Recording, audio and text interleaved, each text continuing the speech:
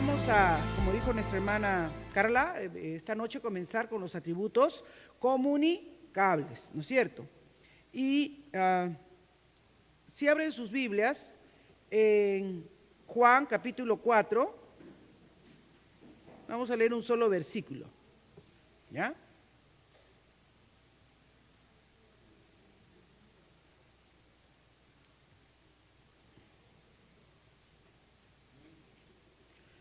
Un solo versículo. Juan 4:24 dice la palabra del Señor: Dios es espíritu y los que le adoran en espíritu y en verdad es necesario que le adoren. Padre, venimos esta noche delante de tu presencia, queremos seguir aprendiendo, queremos que tú sigas guiando nuestras vidas, que tú te sigas revelando a nosotros, Señor, que cada día te conozcamos más. Así es que toma del carbón encendido de tu altar y pásalo por mis labios. Espíritu Santo, dependo de tu auxilio, de tu socorro, de tu guianza y de tu dirección para poder ministrar y enseñar a mis hermanos y a mis hermanas en esta noche. En el nombre de Jesús, amén. Tomen asiento, mis amados. Quería tener un tiempo para ver quién había sido el hermano responsable que había aprendido el Salmo 102, ¿verdad? No todo el Salmo 102, sino, ¿qué versos tenían que aprenderse? Entonces no, pues no lo han estudiado. 25, 26 y 27, ¿no es cierto? Pero bueno, lo vamos a ir dejando para la otra semana entonces, para darles más oportunidad. Y vamos a ver quién pone ese esfuerzo, porque para la parte de los atributos incomunicables que vimos, ¿cuántos atributos incomunicables estudiamos? Eso sí se acuerdan, ¿no? 5, muy bien, 5. ¿Y cuáles son esos 5? A ver, independencia, muy bien, inmutabilidad, muy bien, eternidad, omnipresencia, muy bien, ¿qué más? Unidad de Dios, amén. Dios es una unidad perfecta. Me da gusto. Ahora vamos a aprender los atributos comunicables. ¿Cuál es la diferencia entre los atributos incomunicables y los comunicables? Los incomunicables son atributos de Dios mismo en su esencia, lo que Él es y lo que nosotros no podemos llegar a ser. Y los comunicables son lo que Dios es, pero de alguna manera en su gracia y en su misericordia también ha derramado a nuestras vidas y comparte con nosotros, ¿no? Es como que nos da una probadita y nosotros también podemos ser. Por ejemplo, Dios es amor, dijimos, y Dios en Romanos 5 dice que Él ha derramado de su amor en nuestros corazones. Por lo tanto, ahora que somos de Cristo podemos perdonar, ¿verdad? Podemos ser misericordiosos, porque Él es misericordioso, porque los atributos comunicables son los que Él nos comparte, los que Él nos da para nuestra nueva vida en el Señor. Entonces, estos atributos comunicables es bien interesante porque el doctor Weinengruden dice que no es que esto ya sea una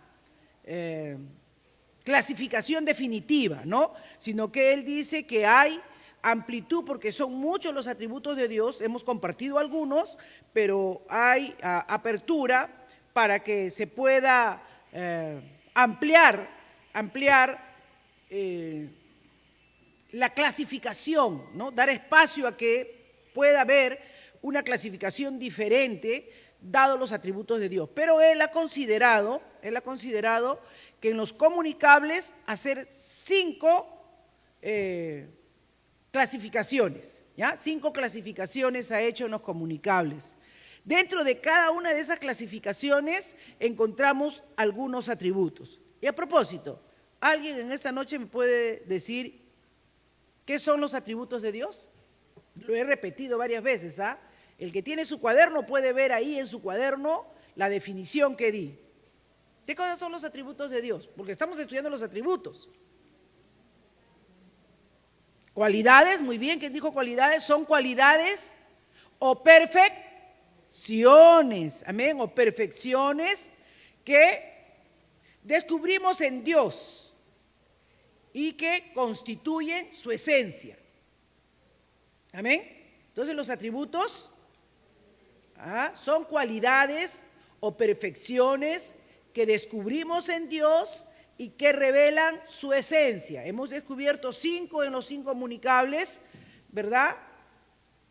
Independencia, omnipresencia, entonces son atributos de Él, nos revelan cómo es Él, y a medida que se han ido abriendo esos atributos en nuestra mente, nos han ido revelando cómo es Dios. Ahora vamos a ver los comunicables, los que Él también comparte con nosotros, y antes los comunicables algunos solamente los dividían en morales y mentales, pero el doctor Wayne-Gruden ha hecho una clasificación de 5 que me parece interesante. En esta clasificación, él describe, por ejemplo, atributos que describen el ser de Dios. Y dentro de los atributos que describen el ser de Dios, van a ser los 2 que quiero tocar esta noche, si es que me da el tiempo, que son espiritualidad y invisibilidad. ¿Recuerdan esos pasajes? ¿Nadie ha visto a Dios? ¿No? Y el verso que yo he leído, que Cristo dice y define a su Padre, ¿cuál es su esencia? Dios es espíritu, ¿no? Entonces, ¿qué es ser espíritu, por ejemplo? Eso vamos a ver en esta noche en espiritualidad.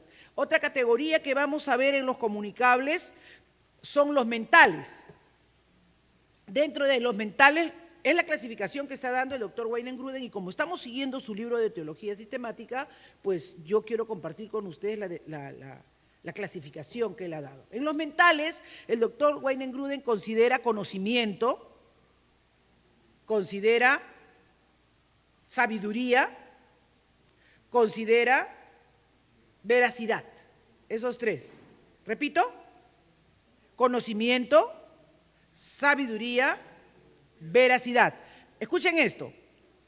Veracidad y fidelidad, algunos autores lo consideran juntos, y yo voy a trabajarlo junto cuando me toque enseñarlo la próxima semana, si es que alcanzamos la próxima semana.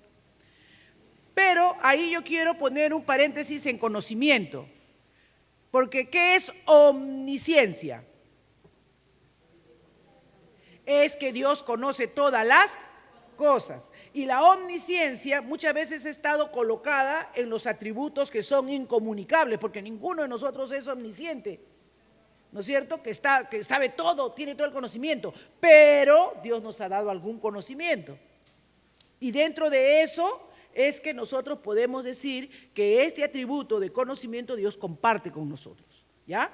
Entonces, cuando veamos conocimiento, porque en algunos puede decir, sí, pero el conocimiento es de Dios, omnipotencia. Es cierto, pero también a nosotros nos ha revelado cosas, nos ha dado conocimiento. Ahí está la ciencia. Descubre leyes de Dios, la física, la química, las reacciones, ¿no es cierto? La naturaleza, la medicina, el cuerpo humano, la anatomía, son ciencias, son conocimiento que Dios permite que el hombre vaya alcanzando a medida que va desarrollándose, pero es pues un grano de arena en el conocimiento que es de Dios, que es omnipotente, pero comparte con nosotros conocimiento. Entonces ahí para que eso les quede y les dé luz. El tercer grupo que el doctor Wayne-Gruden clasifica es los morales. Y en los morales son los que más conocemos, ¿no es cierto? Porque antes dividíamos solamente en esos 2, en los atributos que eran de su ser, como omnipotencia, omnipresencia, omnisciencia, pero que ahora estamos dividiéndolos en incomunicables y comunicables. Y acá, para el doctor Gruden, el grupo de los morales tienen que ver con la bondad, ¿qué más? Con el amor, con la misericordia, ¿qué más? Con la paz, ¿amén? ¿Qué más? La santidad, ¿qué más? La justicia, esos son los atributos morales, justicia. Muy bien. Ahí ven que vamos a tener que demorarnos, creo que hay dos clases, ¿no? Y en los atributos de propósito, esta clasificación me pareció bien interesante, y ahí vamos a aprender. Por ejemplo, en los de propósito son voluntad, libertad y omnipotencia, que es de poder y sabiduría juntos.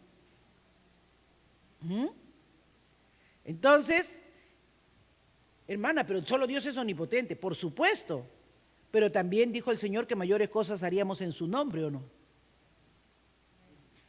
¿Ah? ¿Hay poder de Dios cuando tú oras por un enfermo y éste se sana o no?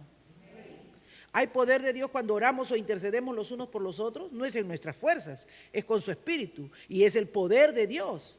Y el Señor lo ha prometido, dijo que mayores, que recibiríamos qué cosa cuando vendría el Espíritu Santo a nuestra vida.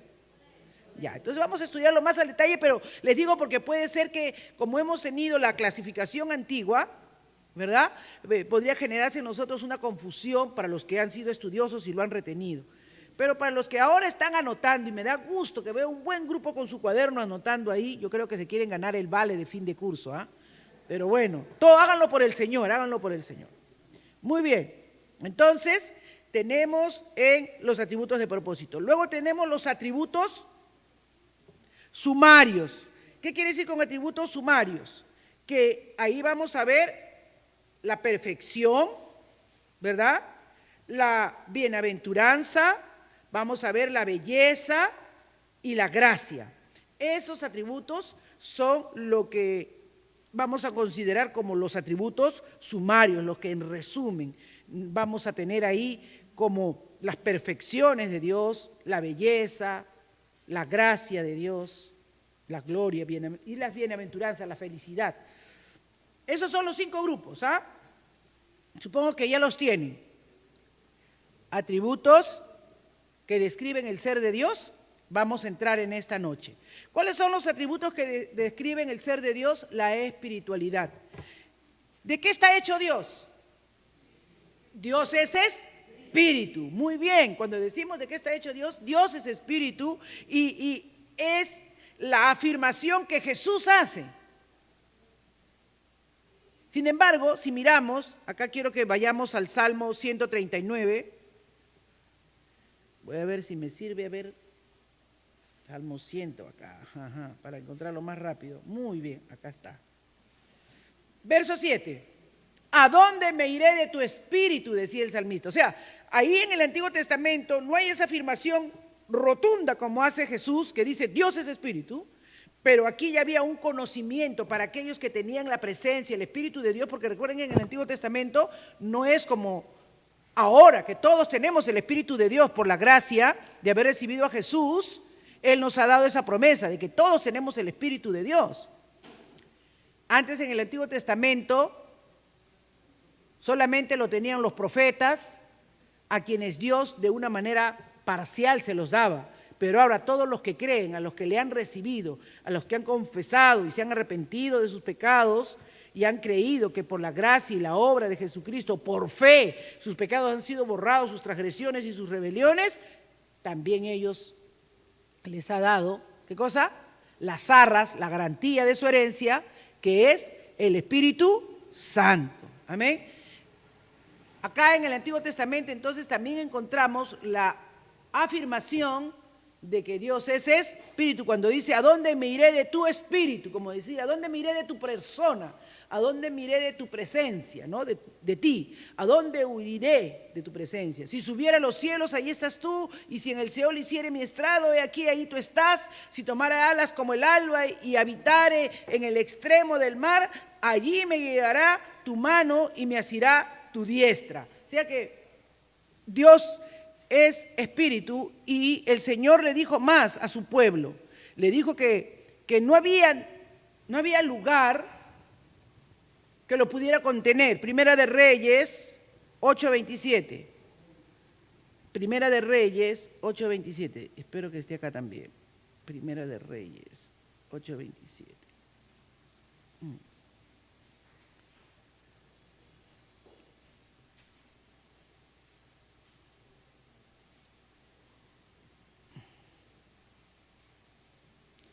¿Qué dice 8:27? Acá está.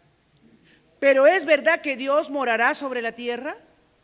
He aquí, los cielos de los cielos de los cielos no te pueden contener. Recuerden que Él no está limitado ni por espacio ni por tiempo. Que Él no tiene principio ni fin. Él marca el alfa y Él marca el omega, pero Él en sí mismo es el que los contiene. Dios no puede ser contenido por nada. Entonces, cuando Dios dice claramente ahí, ¿no?, que ese espíritu, nos está diciendo, y ahí ya podemos ir resumiendo, ¿qué quiere decir cuando nos dice Dios es espíritu? ¿Cómo podríamos definir entonces que Dios es espíritu? Aquí encontré algo que me pareció una buena definición. La espiritualidad de Dios quiere decir que Dios existe como un ser que no está hecho de materia alguna. Dios es un ser que no está hecho de materia alguna. Y lo hemos visto. Y no solamente que no está hecho de materia alguna, sino que no hay nada, y esto es importante, hermanos, a lo cual lo podamos hacer semejante. A nada. Busquemos, por favor, Éxodo 20, 4, 6 y 7. Acá creo que lo escribí. Éxodo 20, 4 y 6 dice: no te harás ídolos, ni semejanza alguna de lo que está arriba en el cielo, ni abajo en la tierra, ni en las aguas debajo de la tierra. No los adorarás, ni los servirás, porque yo, el Señor tu Dios, soy Dios celoso, que castigo la iniquidad de los padres sobre los hijos hasta la tercera, la cuarta generación de los que me aborrecen. Y muestro misericordia a millares, a los que aman y guardan mis mandamientos. Entonces, ¿cuáles son los mandamientos más serios que Dios demanda más de nosotros? Que no limitemos a Dios a compararlo con algo. Yo estaba estudiando esto, hermanos, y decía qué importante es que tengamos esa claridad de que Dios dice: yo soy un Dios celoso. El que nosotros podamos comparar a Dios con algo es ponerle límites. Pero hermana, Dios dice que Él es la roca, que Él es como el águila. Sí, pero recuerden lo que hemos visto, que esas analogías, forma analógica, son como para que nosotros podamos entender en nuestra mente racional todas aquellas cosas que Dios nos quiere mostrar. Porque muchas veces nosotros decimos, pero nosotros somos imagen y semejanza de Dios. Sí, pero no en lo físico. Ojo. Por eso es que nosotros, para entender y comprender a Dios, ¿qué le dijo el Señor a Nicodemo? Era necesario nacer de nuevo. Y ese nuevo nacimiento no era voluntad de carne ni voluntad de varón, sino voluntad de Dios, que era nacer, ¿qué cosa? En el Espíritu. Y cuando Jesús está conversando con la mujer samaritana, ¿qué le dice? Ahí en Juan 4. Señor, ¿dónde debemos adorar? ¿En Jerusalén o acá en el monte Gerizim? Y el Señor le dice, ese ha sido el problema de toda la vida. En el monte Gerizim, ¿qué habían hecho? Unos becerros, porque todavía traían la imagen de los dioses egipcios. Y ponían un becerro porque el becerro eran unos animales grandes y fuertes. El otro día que mi nieto estaba viéndole una foto que estaba ahí en Arequipa, ahora mi chibolito se ha puesto grandazo, mi nieto, ¿no? Pero se había subido a una estatua de un búfalo, de un toro, de no sé qué, que él se veía chiquito encima de ese animal. Y me dicen que es la estatua de un animal que pesa más, de un toro que pesa más de 1000 kilos. Y supongo pues que es un animal muy fuerte. Cuando se usaba esa imagen, esa visión, era lo que el hombre en su medida natural quería asemejar. Pero cuando Dios bajó Moisés del monte y vio que el pueblo había hecho unos becerros, para Dios fue una ofensa. Porque por más que quisieran asemejarlo a algo fuerte o enérgico, estaban limitando a Dios y después se terminaban postrando ante esa imagen. Por eso dice que la mayor ignorancia que el hombre puede tener es hacer de un pedazo de palo, de madera, una estatua de yeso, no importa cuántos metros pueda tener. Pero es una ofensa a Dios. No te harás, dice acá, no harás ídolos ni semejanza alguna de lo que está arriba en el cielo, ni abajo en la tierra, ni debajo de las aguas, ni lo adorarás, ni lo servirás, porque yo, el Señor, soy celoso. No hay nada a lo que me puedas comparar, nada. Miren, Deuteronomio 4:23, 24 dice: guardaos pues, no sea que olvidéis el pacto que el Señor vuestro Dios hizo con vosotros, y os hagáis imágenes talladas en forma de cualquier cosa, O sea, te imagines lo que te imagines, no hagas una imagen de eso. No adores. No hay nada que tú puedas. Dice, y cuidado que te olvides de cualquier cosa que el Señor tu Dios te ha prohibido, porque el Señor tu Dios es fuego consumidor, un Dios celoso. Por eso le dice, mujer, viene la hora, le dice, y la hora es, o sea, yo estoy aquí, ya se va a cumplir, ya voy a ir a la cruz, voy a morir, en que los verdaderos adoradores, porque la única forma de entender y comprender a un Dios que es espíritu, es siendo nosotros también seres espirituales. Por esa gracia, por esa misericordia que hemos nacido de nuevo, que Dios nos ha permitido ya no nacer de voluntad de carne ni de voluntad de varón y ser espirituales, nosotros podemos decir que este atributo de la espiritualidad de Dios también se cumple en nosotros, porque Él ha derramado de su espíritu en los que han creído. Si no, estaríamos muertos en nuestros delitos y pecados. Por eso el hombre natural no entiende, no comprende las cosas de Dios. Y en su ignorancia, hace estatuas, hace trozos de yeso, ve un monte grande y dice, no, ahí está el tótem, ahí está Dios, o va al Himalaya y cree que en esas alturas. ¿Por qué? Porque en su ignorancia no hay espiritualidad en él, está muerto en sus delitos y pecados. Solo cuando Dios nos ilumina y nace, o sea, es necesario nacer de nuevo. Y esta vida y entender que Dios es espíritu, que no hay nada que lo pueda contener, que no hay lugar donde Él pueda habitar, que no hay nada a lo que lo podamos comparar, es revelado gracias a que el Espíritu de Dios está en nosotros, hermanos. Eso nos libera. Una de las cosas que más sufren las personas que han sido religiosas y vienen a Cristo y han tenido sus ídolos, sus imágenes, yo lo puedo comprender porque yo vengo de una familia muy católica, donde tenía mi Santa Rosa, mi Fray Martín, donde le ponía mi velita misionera.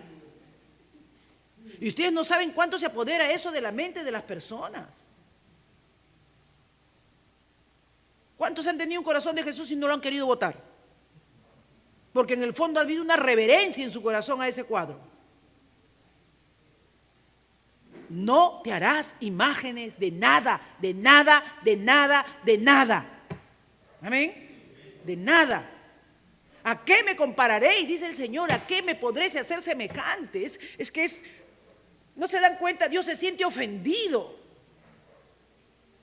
Porque Él no es de algo que nosotros podamos, de nada material, en primer lugar.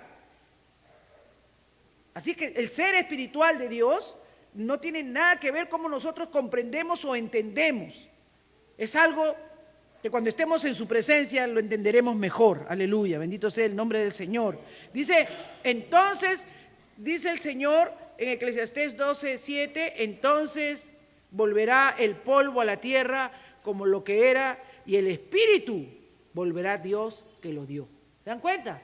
¿Quién nos da el espíritu? Dios. ¿Quién nos da la vida? Inmediatamente, amén, hermano, por medio de su espíritu viene nuestra vida. Estábamos muertos en nuestros delitos y pecados, pero cuando hemos recibido a Cristo y lo hemos aceptado como nuestro Señor y Salvador, hemos vuelto a la vida. Podemos entender y deleitarnos en que Él es espíritu y que aunque nosotros no seamos lo espirituales que debemos ser, pero esa vida está ahí en nosotros, pequeñita tal vez, desarrollándose. Cuando tú vienes aquí cada martes y aprendes la palabra del Señor y conoces más a tu Dios, estás alimentando tu hombre espiritual. Te vas dando cuenta que tú no puedes ser manejado por carne y sangre. Comienza a ver esa lucha que hay en Romanos capítulo 7, que también están estudiando los jóvenes los días sábados, y te das cuenta que luchas contra la flojera, contra la apatía, contra tus vicios y tus deleites, porque sabes que hay un bebé espiritual dentro de ti que necesita crecer y desarrollarse y fortalecerse. Y cuando éste va creciendo y se va desarrollando y se fortalece, hermano, mayores cosas haremos en el nombre del Señor. mayores cosas haremos en el nombre del Señor. Aleluya. El poder de Dios lo hemos perdido porque no hemos entendido estas verdades y no nos hemos apoderado, no hemos comenzado a disfrutar de ellas. Dice, entonces, ¿qué quiere decir que Dios es espíritu? Quiere decir que Dios existe como un ser que no está hecho de materia alguna. No tiene ni partes ni dimensiones. Nuestros sentidos corporales no lo pueden percibir. Y es más excelente que cualquier otra clase de existencia. Solamente lo podemos percibir espiritualmente. Por eso dice, tales adoradores busca el Padre. Yo estuve compartiendo en el retiro de maestros la verdadera adoración y bueno, el hermano que fue con nosotros me pidió que lo compartiera acá en la iglesia, así que voy a hacer un paréntesis cualquier culto y les voy a enseñar ese tema que es muy importante sobre Juan 4:24, cómo se debe dar la verdadera adoración en espíritu y en verdad, para que podamos ir creciendo también en ese sentido. Amén. Dios, entonces, ¿qué nos ha dado a nosotros? ¿Qué nos ha dado? De su espíritu. 1 Corintios 14:14, por favor. Ay, gracias a Dios por este aparatito que lo estoy aprendiendo a manejar. Ya me ayuda un montón porque la edad, la vejez a uno le limita. Porque si yo oro en lenguas desconocidas, mi espíritu ora, pero mi entendimiento queda sin fruto. La verdadera adoración, ¿cómo debe ser entonces? ¿En lenguas o en espíritu? En espíritu, gloria a Dios. Un corazón que se ha despojado y que reconoce que el único que les da vida para ser entendido. Y no es que no debes orar en lenguas, ¿ah? Gloria a Dios si oras en lengua ahí en tu habitación encerrado. Pero cuando vienes aquí, tienes que orar en el espíritu del Señor. Para que tu espíritu ora y se edifica y puedes sentir cómo Dios te habla, cómo Dios te comienza a transmitir las cosas, a revelar las cosas. Eso es maravilloso, hermanos, maravilloso. Esas son cosas que de verdad te explotan la mente. Amén. Filipenses 3:3 nos dice algo similar. Filipenses. Porque nosotros somos la circuncisión, los que en espíritu servimos a Dios y nos gloriamos en Cristo Jesús, no teniendo confianza en ¿qué cosa? En la carne, en nada visible, hermanos, en nada visible. Es por eso que en la gracia de Dios, cuando tú comienzas a entender eso, tú te das cuenta que no hay nada humano ni nada que tú puedas hacer realmente para agradar a Dios. Es Dios quien te da más bien y luego tú, cuando por el Espíritu se te revela que es Dios quien te ha provisto esas cosas, lo compartes, hermano, con generosidad, porque sabes que no eres tú, sino es Dios el que te ha dado a ti primero. Si no te hubiera dado, no tendrías. ¿Me entienden? No tendrías tú que dar. A veces el diablo nos hace creer, y ese es el mayor engaño que tiene la gente que anda en la carne, que son ellos, ¿no? O que es él, o que es ella la que da, o que eres tú el que das. Pero cuando tú tienes esa comunión en el Espíritu, tú entiendes que todas las cosas de aquí son pasajeras. No son las que perduran. Las que perduran son las cosas que Dios desarrolla en tu corazón, en tu interior, dentro de ti. Eso es lo que te fortalece, eso es lo que te hace fuerte, eso es lo que te sostiene. Yo recuerdo cuando venían los médicos, pasaban la revisión médica en el hospital y el doctor siempre venía y me miraba, veían cuánto líquido estaba perdiendo cada día y a veces ellos se ponían su cara pues al ver los hechos tangibles que el líquido no se reducía, o sea, pensaban que el hueco que tenía interno en el cuerpo no se estaba cerrando y se asustaban, ¿no? Pero me veían a mí y me decían, si todos los pacientes tuvieran ese espíritu, ese ánimo que usted tiene. Y no era que yo tuviera ánimo, es que yo tenía confianza en Dios. Ya Dios le había revelado a mi hijo en el ayuno que yo no iba a morir, que iba a sufrir, así que lo que me tocaba era estar ahí sufriendo el tiempo que Dios quiera. Entonces yo no creía en mis circunstancias, porque si miraba mis circunstancias me iba a deprimir. Pero por la fe me sostenía por medio de su Espíritu en lo que Dios había revelado por su Espíritu. Hermanos, esto es tan importante. Nosotros no somos de los que creen como en el pueblo de Israel. ¿Por qué cita la circuncisión?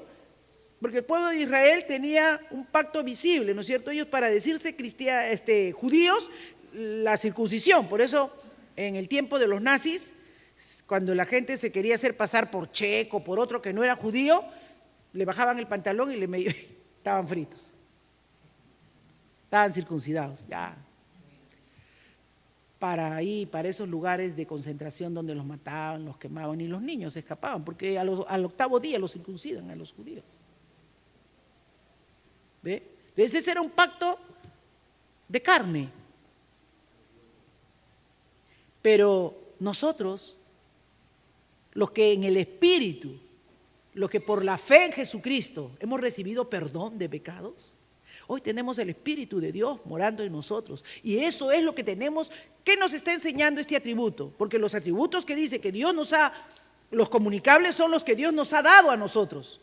Y si Dios nos ha dado de su Espíritu, ¿qué es lo que debemos buscar?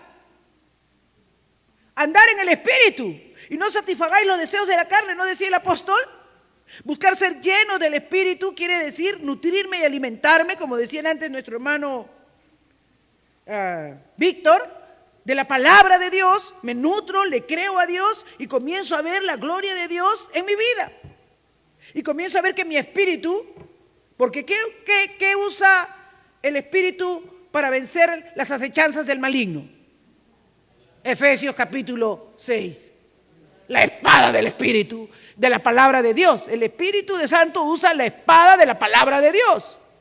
¿Sabes por qué no crecemos más espiritualmente? Porque hay poca palabra en nosotros. Pero si la palabra de Dios está morando en nosotros, créanme que el Espíritu está robustecido y fuerte y mayores cosas haremos en el nombre del Señor. Hermanos, no debe ser un deseo solo porque somos pentecostales el de buscar crecer en el Espíritu. Debemos buscar crecer en el Espíritu porque somos hijos de Dios. Y porque no hemos nacido de voluntad de carne ni de voluntad de varón, sino de Dios. Así que porque hemos nacido de Dios, tenemos que buscar las cosas de arriba, donde está nuestro Padre Celestial. Debemos anhelar, conocerle cada día más, saber cada día más de Él. ¿No se goza usted cuando aprende todas estas cosas de su Padre Celestial? ¿Cómo le ha hecho su Hijo? ¿Cómo comparte con usted su naturaleza espiritual? ¿Cómo por compartir Él su naturaleza espiritual con usted, ahora usted puede orar en espíritu y en verdad? Eso debe explotarnos la mente, hermanos. Eso debe llenar de regocijo nuestro corazón. Ustedes saben, yo soy hipertensa. Y a veces me falla mi presión. Y me da en las madrugadas o a medias noches unas taquicardias fuertes. ¿Saben qué me sostiene y qué me hace amanecer al día siguiente? Le digo, bueno, Padre, si me llegó, me voy contigo, me voy feliz.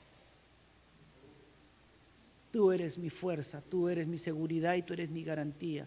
No voy a despertar a Carlos que está durmiendo tan rico, Señor. Porque tu palabra dice que hasta el último tú me guiarás en el valle de sombra de muerte y no temeré mal alguno. Hermanos, me quedo dormida y amanezco, así que si estoy aquí todavía he amanecido. Porque comenzamos a conocer quién es Dios, quién es nuestro Dios, en quién hemos creído, en quién confiamos, cómo es Él. No te dejaré ni te desampararé, porque Él es omnipresente, porque Él es omnisciente. Aunque estés por donde estés, yo estaré contigo. Porque Él es espíritu. No hay nada que lo pueda contener y no hay nada que lo pueda impedir. Aleluya. Hermanos, claramente estamos viendo aquí que esto es una de las cosas que podemos nosotros compartir con el Señor y que lo necesitamos para ser un adorador del Señor. Dice acá, no podemos acercarnos a su presencia sin ser espirituales. No podríamos tener comunión, no podríamos tener tiempo de oración si no habría vida espiritual en nosotros. Aleluya. Dice, nos unimos con Él, somos un solo espíritu. Por favor, 1 Corintios 6:12.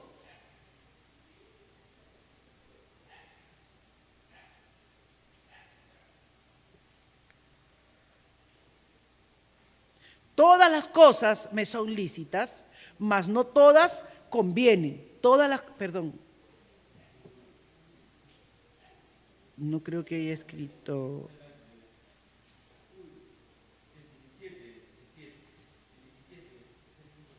Sí, el mismo capítulo, ¿no? Ok, gracias. Pero el que se une al Señor, un espíritu es con Él. Si podemos llegar a Él y podemos entender que Él ahora ha compartido su naturaleza, su espiritualidad con nosotros, y nos llegamos a Él, podemos ser uno con Él. Por eso dice, ¿no? Hay delicias a su diestra, en su presencia y plenitud de gozo. Hoy podemos ser uno con el Señor. Esas cosas, hermanos, deben traer un tremendo regocijo a nuestro corazón, al cual el Espíritu Santo dice que da testimonio ¿a qué cosa? A nuestro espíritu. Romanos 8:16, espero que también, verdad, lo tengamos ahí a la mano. Romanos 8:16, y eso lo estamos estudiando ahorita con los jóvenes.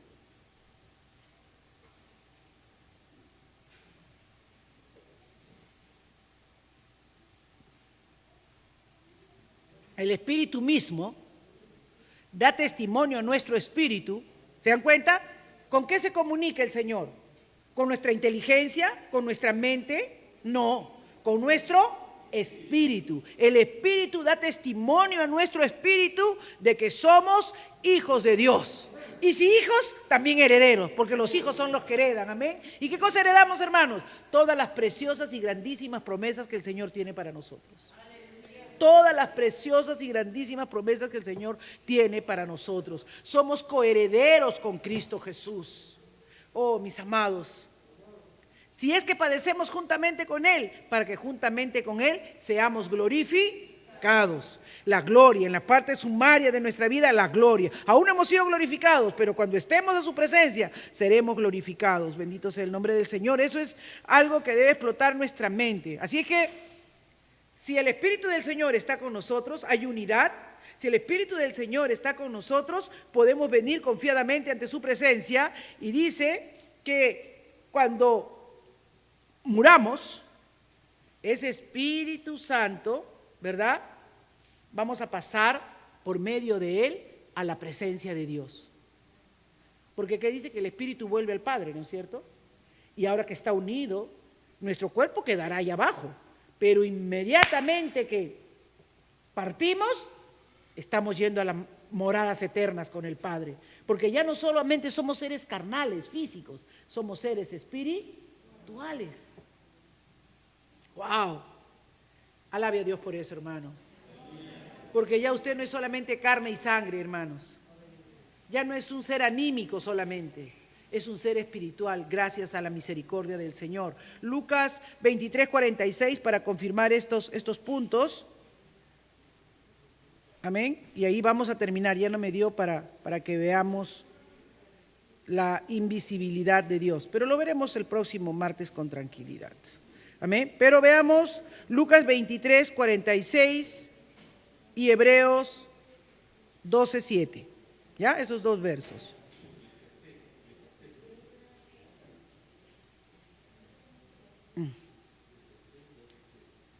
Eclesiastés 12:7. Hebreos es 12:23. Lucas 23:46. Ajá. Lucas.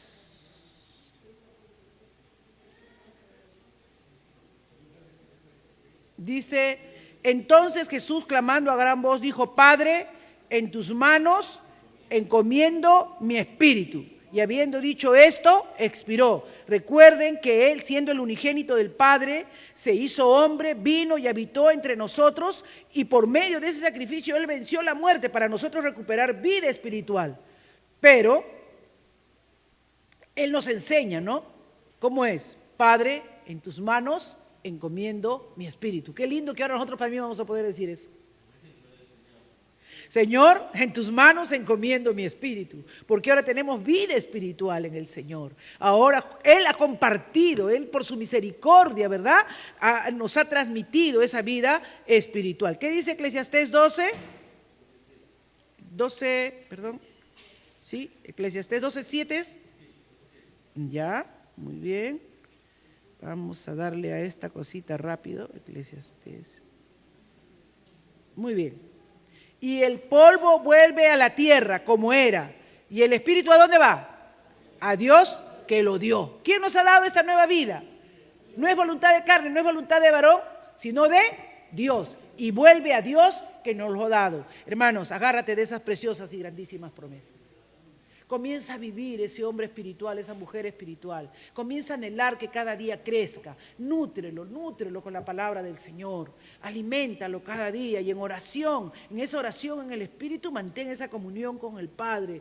Deja que Él comience a liberarte, a sanarte, a darte esas fuerzas que a veces no tienes para luchar contra el pecado, a esas tentaciones, a esos pensamientos que a veces nos atacan, a esa flojera, a esa ociosidad, a esa vida carnal que a veces queremos tener relajados como cualquiera. Y dile, Señor, no, por favor, hazme disfrutar de ser un hijo de Dios, de tener esta vida espiritual, así como tú eres espiritual. Dios es espíritu. Dios es espíritu. Y no hay nada a lo que nosotros podamos hacer los semejantes. Padre, te damos gracias en esta hora por tu inmenso amor, por tu misericordia. Gracias, Señor, por enseñarnos y cómo has compartido tu espiritualidad con nosotros, Señor, y qué propósito tiene en nuestra vida que nosotros también seamos espirituales, que nosotros también te busquemos en espíritu y en verdad, Señor. Ayúdanos a crecer, Señor. Ayúdanos a entender que no se trata de un lugar, que no se trata de una imagen, que no se trata de algo que en nuestra mente pueda tener alguna lógica o alguna comprensión, sino que tú eres algo que para nosotros es incomprensible.